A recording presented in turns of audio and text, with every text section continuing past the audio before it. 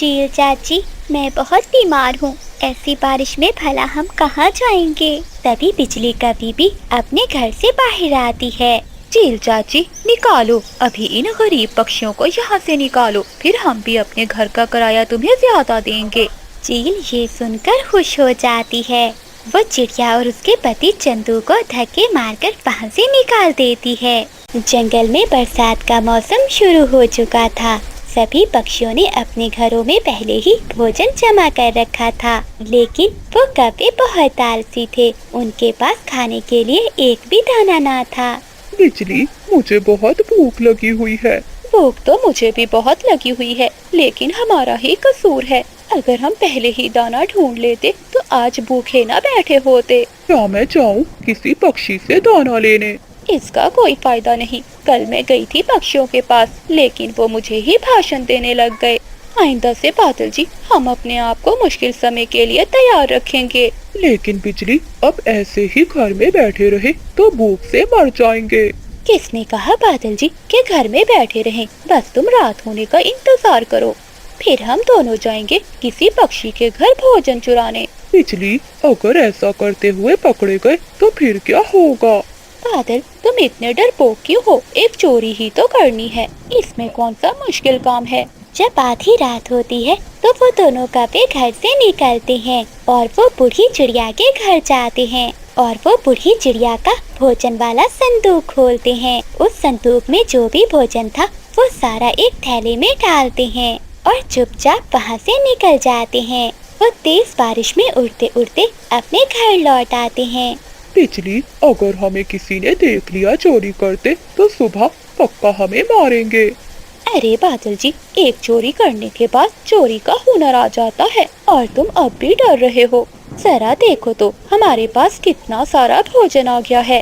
अब हमारा एक हफ्ता तो आराम से गुजर ही जाएगा। बिजली, जब ये भोजन खत्म होगा तो फिर ही जाएंगे चोरी करने। देखा बादल जी, चोरी करके खाना कितना आसान है, कोई मेहनत नहीं करनी पड़ती।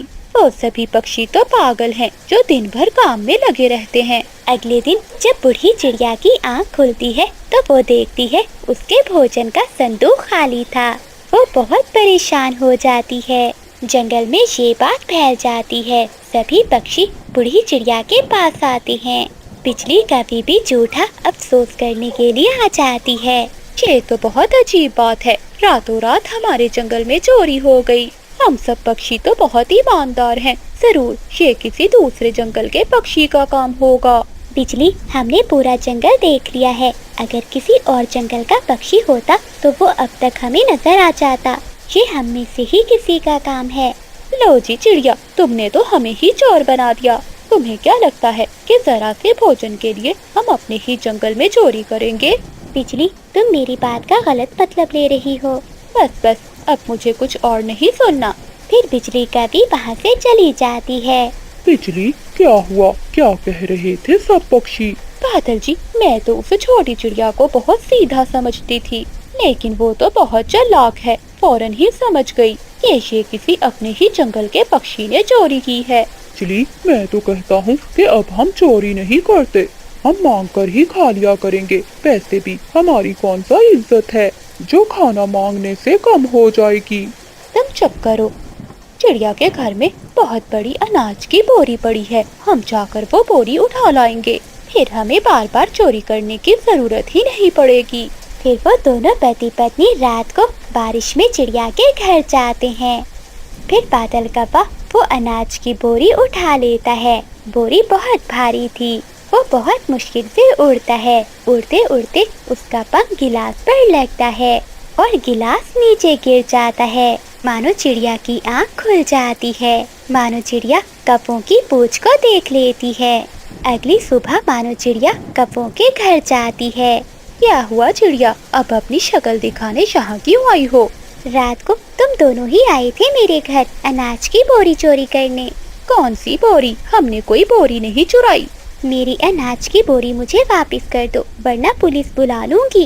बुला लो, जब हमारे पास कुछ है ही नहीं तो तुम्हें क्या मिलेगा? जरूर, तुम दोनों ने ही बूढ़ी चिड़िया के घर में भी चोरी की होगी।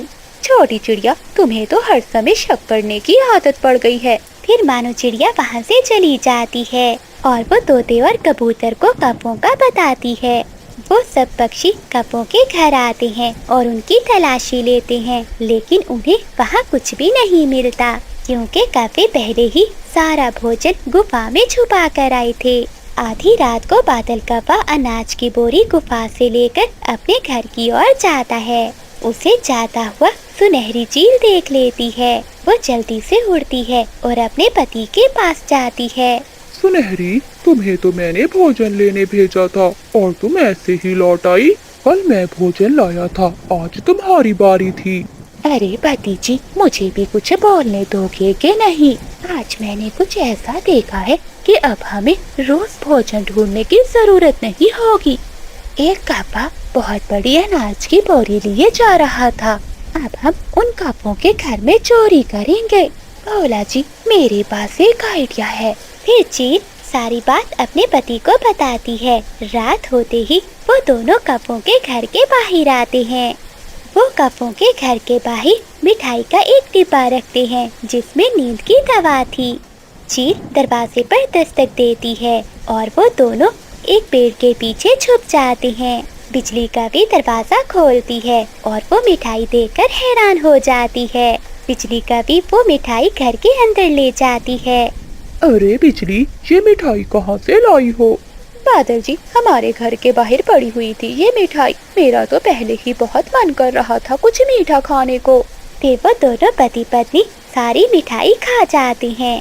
थोड़ी देर बाद वो दोनों गहरी नींद सो जाती हैं। फिर वो पति पत्नी चीलें घर में आती हैं और कपों का सारा भोजन लेकर वहाँ से चली जाती हैं। सुबह जब कपों की आँख खुलती है तो घर में कुछ भी नहीं था।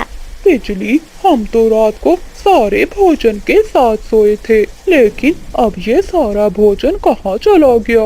बादल जी, लगता है रात को किसी ने हमारे घर में चोरी कर ली है, जैसे हम दूसरों के घर करते हैं।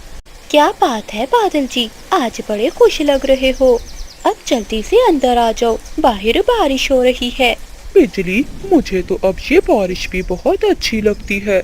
जरा देखो तो बाकी पक्षियों के घर पेड़ों पर कैसे घास फूस के बने हुए हैं। मेरे जैसा मजबूत घर है भला किसी का? नहीं है, नहीं है, और ये बात मैं तुम्हें कल से 100 दफा बता चुकी हूँ।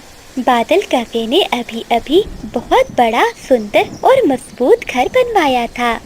दूसरी ओर जंगल के सभी पक्षी चिड़िया के घर में बैठे उसी की बातें कर रहे थे। चिड़िया बहन, मेरा तो मन कर रहा है कि मैं कफे का घर एक बार अंदर से देख आऊं। बाहर से तो बहुत बड़ा और सुंदर है। सच कहा कबूतर भैया, लेकिन मुझे नहीं लगता कि बादल कप्पा हम सबको अपने घर में जाने देगा। क्यों भला चिड़िया? क्योंकि बबली बहन जब से कपों का नया घर बना है, वो तो हम में से किसी पक्षी के साथ अच्छे से बात नहीं करते। वो सब बैठे हुए थे कि तभी तोता और तोती भी आ जाते हैं। क्या हुआ चिड़िया बहन, क्या बातें चल रही थी? कुछ नहीं तोते भैया, हम सब तो कपों की बातें कर रहे थे। उन्होंने अपना घर बहुत सुंदर बना लिया है। अरे दोस्तों, छोड़ो उन कपों के घर को। पता है, मैं और चीकू जी आ रहे थे कि हमें मौसम के पक्षी ने बताया कि अभी जो बारिश हो रही है ये तो कुछ नहीं, आने वाले 2-3 दिनों में बहुत तेज बारिश होगी। इसलिए हम सब पक्षी अपने अपने घोंसलों को पक्का कर लें। चिड़िया, मेरा घर तो बहुत कमजोर है, लेकिन मेरा मुरम्मत करने को जरा भी मन नहीं कर रहा। कबूतर भैया, घर तो मेरा भी कमजोर है, लेकिन घर की मुरम्मत तो करनी ही होगी। बारिश रुकने पर सभी पक्षी अपने अपने घरों को लौट जाते हैं। तोता तोती घर वापस जा रहे थे, तभी रास्ते में कपों का घर आता है। चीकू जी, मैं क्या कहती हूँ कि मौसम की चेतावनी हम इन कपों को भी दे देते हैं। भला इन कपों को चेतावनी की क्या जरूरत, इनका घर तो वैसे ही बच जाएगा। नहीं नहीं, हमें बता देना चाहिए, इसी बहाने हम उसका घर भी देख लेंगे। हाँ, ये बात तो तुमने ठीक कही है। फिर चीकू तोता दरवाजे पर दस्तक देता है। अरे कौन है बाहर? बड़ा घर देखा नहीं क्या चले आए? बिजली का भी गुस्से में दरवाजा खोलती है। बिजली, हम मुंह उठाकर नहीं आए, बल्कि तुम्हारे भले के लिए आए हैं। ये तो चिंकी ने कहा, वरना हमें तुम्हारा भला करने की कोई जरूरत नहीं है। अच्छा, तुम मेरा क्या ही भला करोगे, जाकर पहले अपना भला करो। देखा भी है इतना बड़ा घर कभी? नहीं देखा और ना ही देखना है। बिजली और तोते का शोर सुनकर जंगल के सभी पक्षी भी इकट्ठे हो जाते हैं। क्या बात है तोते भैया, आप ऐसे लड़ क्यों रहे हो? चिड़िया बहन, मैं कौन सा लड़ रहा हूँ, इस कवि को ही ज्यादा पढ़ लग गए हैं। मैं और चिंकी तो इन्हें बरसात की चेतावनी देने आए थे, लेकिन ये तो हमसे लड़ने ही लग गई। अच्छा, हमारा बड़ा घर देखकर तुम सबको जलन हो रही है ना? हमें तो बरसात की कोई चिंता नहीं है, चिंता तो तुम सब पक्षी करो, क्योंकि बाढ़ में तुम सबके घर बह जाएंगे। सभी पक्षी अपने घर को लौट जाते हैं। चिंकी भी अपने पति को लेकर घर जाती है। चीकू जी, आपको क्या जरूरत थी उस कपी के मुंह लगने की? तुम्हें ही जाना था उन कपों को सूचना देने। घर क्या बना लिया उन कपों ने, हवा में उड़ रहे हैं। देखना अब मैं क्या करता हूँ। चीकू जी, अब बस कर दीजिए और सो जाइए। रात हो चुकी थी। जंगल के सभी पक्षी अपने अपने घरों में सो चुके थे, लेकिन तोते को नींद नहीं आ रही थी। जब तक मैं इस कपी को सबक नहीं सिखा देता, मुझे चैन नहीं मिलेगा। बड़ा घमंड है ना इस कपी को अपने घर पर। अब देख बिजली की बच्ची। फिर चीकू तोता रात के अंधेरे में अपने घर से निकलता है।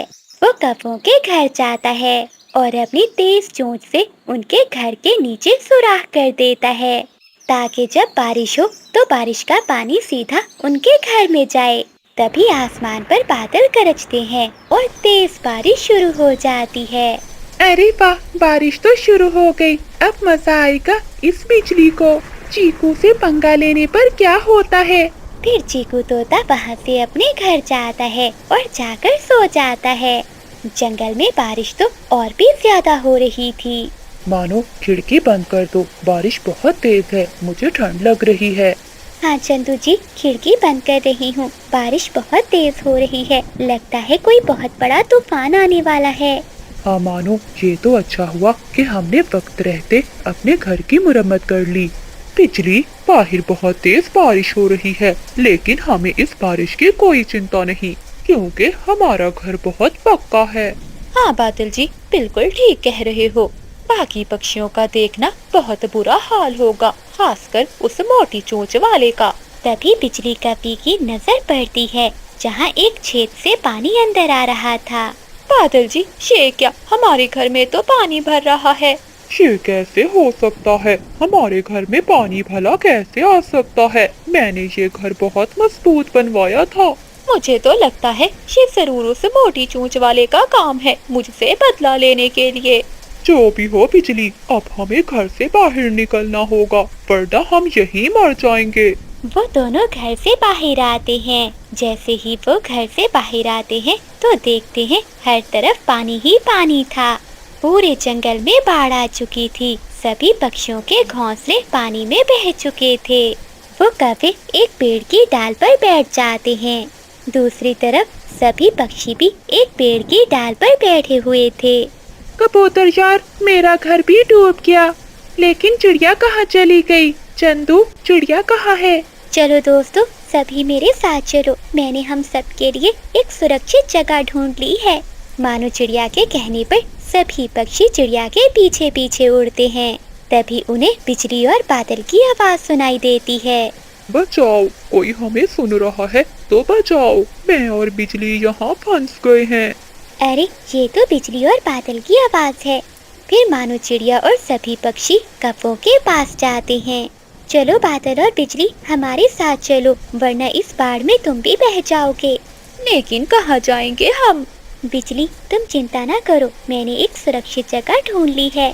फिर मानो चिड़िया सभी पक्षियों को लेकर अपने साथ वहाँ से उड़ती है। वो सब एक बड़े पेड़ की बड़ी खोखर में जाते हैं। हमें तो लगा था कि कप्पों का घर बहुत मजबूत है, लेकिन ऐसी बारिश में वो भी बह गया। नहीं कबूतर, ये सब इस मोटी चोंच वाले का किया है, पूछो इससे। फिर चीकू तोता सारी बात बता देता है। चीकू भैया, ये तो बहुत बुरी बात है। लड़ाई झगड़ा तो होता ही रहता है, लेकिन इसका ये मतलब नहीं कि आप किसी को मुसीबत में डालो।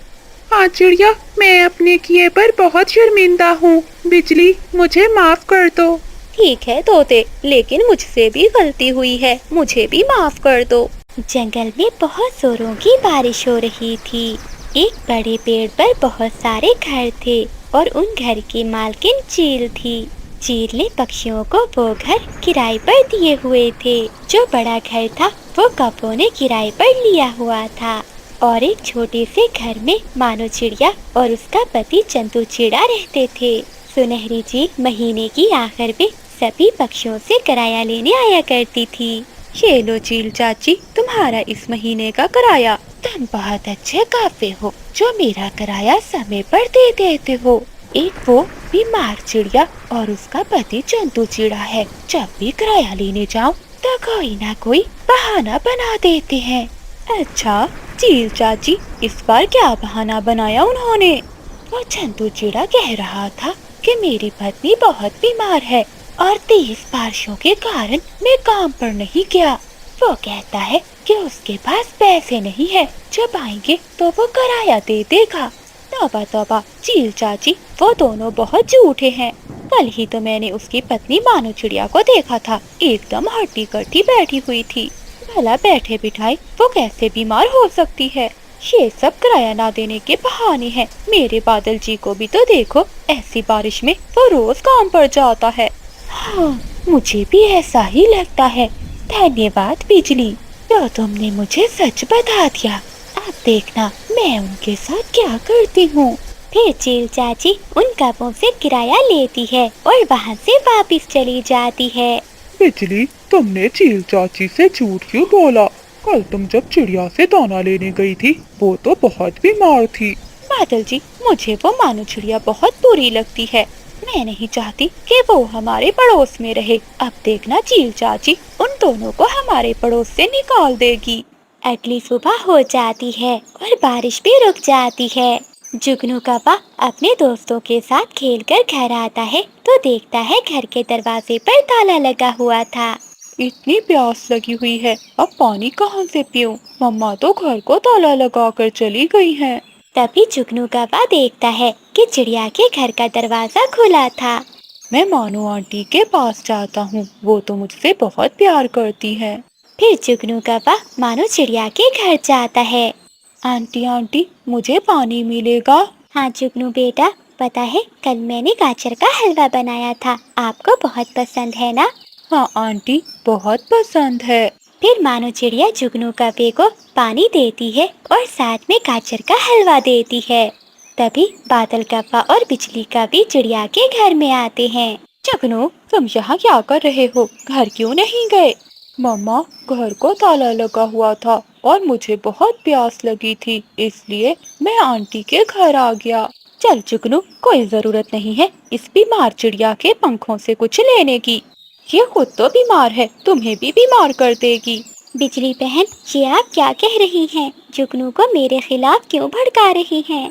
तुम चुप करो। गरीब और बीमार पति पत्नी, तुम दोनों यहाँ से चले क्यों नहीं जाते? तुम्हारे जाने से हमें भी चैन आएगा। लेकिन हमने किया क्या है जो आप हमसे इतनी नफरत करती हो? बस मुझे तुम जैसे बीमार पक्षी पसंद नहीं है। मैं तो कहती हूँ तुम जैसे गरीब पक्षियों को तो मर ही जाना चाहिए। बस कीजिए बिजली बहन, अब बहुत हो गया, आप जाइए यहाँ से। निकलोगी तो अब तुम यहाँ से। बहुत जल्दी चील चाची तुम्हें इस घर से निकाल देंगी।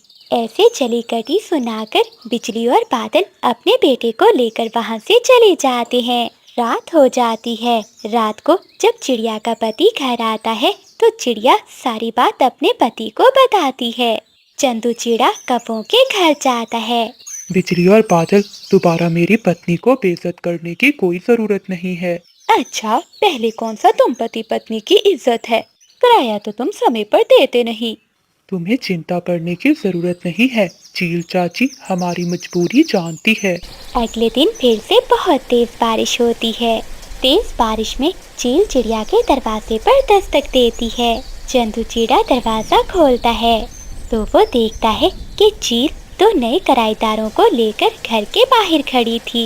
जल्दी से ये घर खाली करो, अब ये घर इनका है। चील चाची, क्या आप हमारे साथ मजाक कर रही हैं? इतनी तेज बारिश है, हम ऐसी बारिश में भला कहाँ जाएंगे?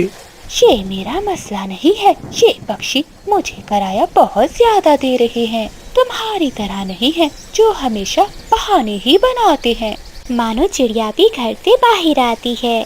चील चाची, मैं बहुत बीमार हूँ, ऐसी बारिश में भला हम कहाँ जाएंगे? तभी बिजली कभी भी अपने घर से बाहर आती है।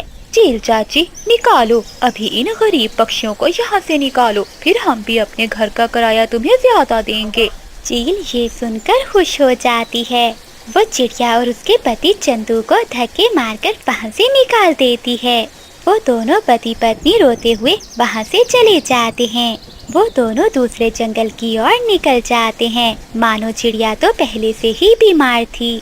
तेज बारिश के कारण उसकी तबीयत और भी बिगड़ जाती है। मानो तुम्हें बहुत तेज बुखार है, तुम मत उड़ो, मैं देखता हूँ कि कहीं आसपास कोई घोंसला मिल जाए। फिर चंदू चिड़ा वहाँ से निकल जाता है। थोड़ी दूर उसे एक घर दिखाई देता है। वो वहाँ जाकर दरवाजे पर दस्तक देता है तो अंदर से एक बूढ़ी कवि बाहर आती है।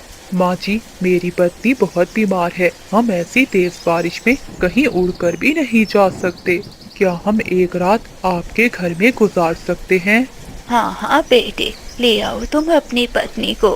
फिर चंदू चिड़ा अपनी पत्नी को लेकर बूढ़ी कवि के घर में आ जाता है। आप दोनों को भूख लगी होगी, मैं आपके लिए खाना बना देती हूँ। नहीं नहीं माँ जी, हम आप पर बोझ नहीं बनना चाहते।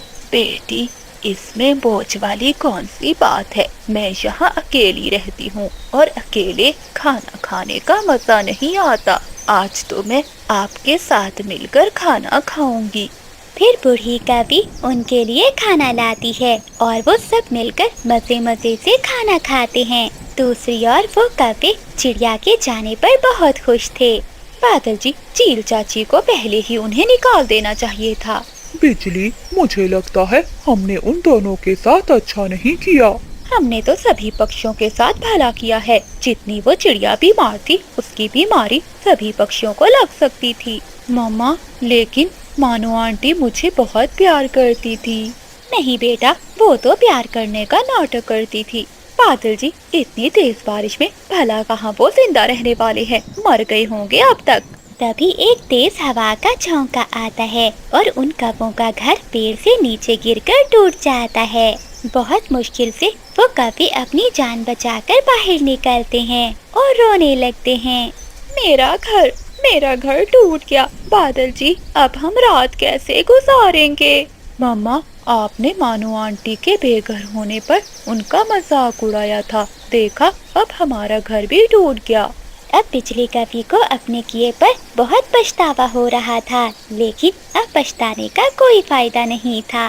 दूसरी ओर बूढ़ी कवि मानो चिड़िया और चंदू चिड़े को अपने घर में ही रख लेती है और वो सब खुशी खुशी रहने लगते हैं।